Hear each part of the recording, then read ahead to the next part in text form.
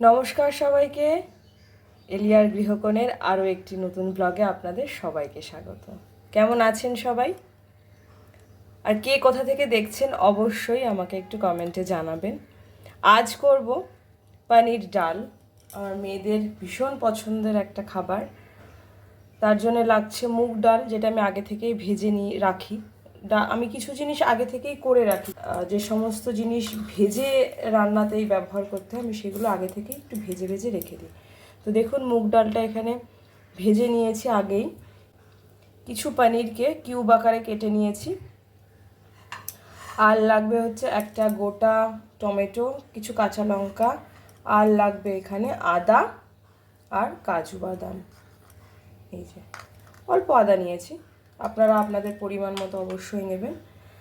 আর এই রান্নাটা না আমি শিখেছিলাম আমরা যখন কাশ্মীর গেছিলাম।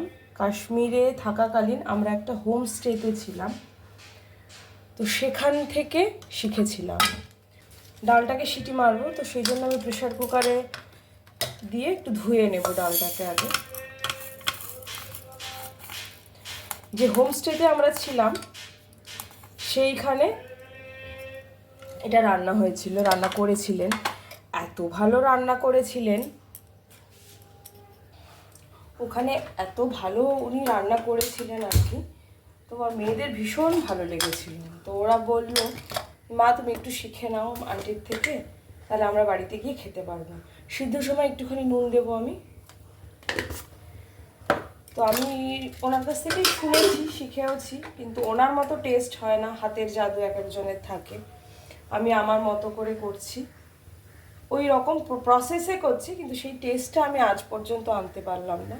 তবুও যেটাই বানাই আমার মেয়েদের ভালো লাগে, এটাই হচ্ছে আমার সব থেকে বড় প্রাপ্তি। এর থেকে কোনো বেশি প্রাপ্তি বোধহয় কোনো মায়ের কাছে হতেই পারে না, থাকতেই পারে না। তার রান্না তার সন্তানদের যদি সেটা সব থেকে ভালো লাগে। ডাল সিদ্ধ হওয়ার পর আবার ফিরে আসছি। কড়াইতে আমি সর্ষের তেল দেবো। সর্ষের তেল দিয়ে পনিরগুলোকে ভালো করে ভেজে নেব।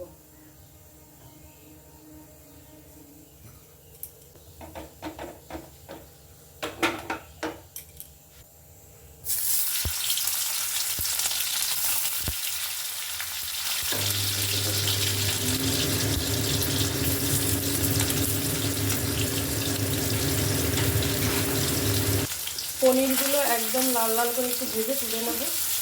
আর ডালটাও ওদিকে আমার সিদ্ধ হয়ে গেছে। পনিরটা যখন ভাজা হচ্ছিল তখন আমি ওই যে আদা, টমেটো আর কাজুটা পেস্ট করে নিয়েছি, এই যে পেস্ট। আর ফোড়ন দেব হচ্ছে তেজপাতা, শুকনো লঙ্কা, এলাচ আর একটু দারচিনি। পনির একদম লালচে করে ভাজা হয়ে গেছে, এবার এটাকে আমি তুলে নেব।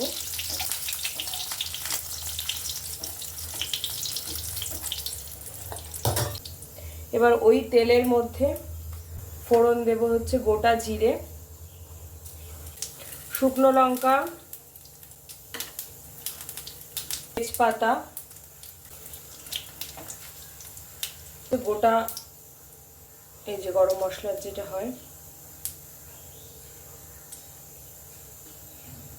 এলাচ। এটা ভালো করে নাড়িয়ে এবার দিয়ে দেব মশলাটা।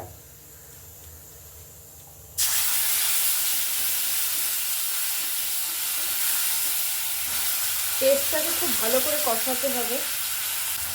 এবার সমস্ত মশলাগুলো দিয়ে নেব। দেবো একটু নুন। আমি কিন্তু সেদ্ধর সময় ডালে নুন দিয়েই সেদ্ধ করেছিলাম। পরিমাণ বুঝে আর স্বাদ অনুযায়ী নুন দেবেন। একটু দেবো হলুদ, একটু জিরে গুঁড়ো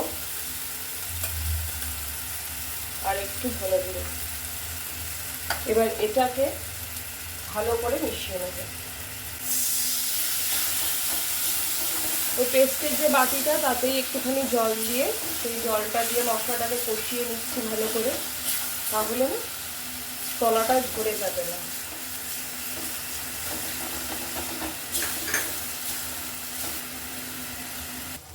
আমি এখানে গোটা কাঁচা লঙ্কা অ্যাড করে দিয়েছি। এবার একটু ভালো করে কষিয়ে নিয়ে ডালটা দিয়ে দেবো।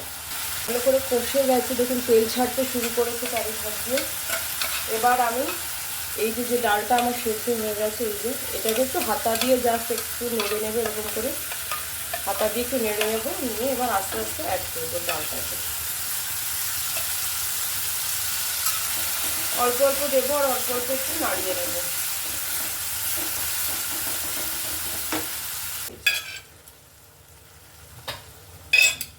আমি এর মধ্যে কিন্তু একটু গরম জল দিয়ে রেখেছি প্রেসার কুকারে।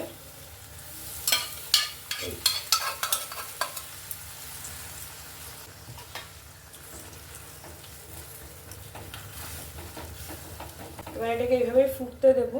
ফুটে ওঠার পরে পনিরগুলো দিয়ে দেবো।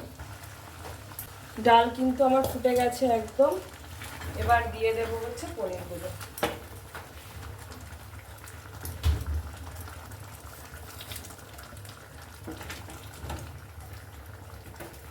পনিরটা দিয়ে আর একটু ফোটাবো, ব্যাস তাহলেই হয়ে যাবে ডাল পনির। ডাল আমার একেবারে রেডি।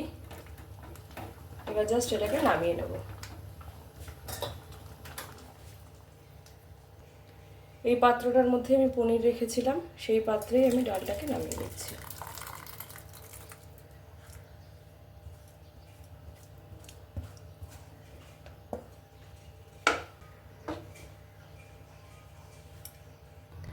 ডাল পনির ইজ রেডি টু সার্ভ। জানাবেন কেমন লাগলো আপনাদের অবশ্যই।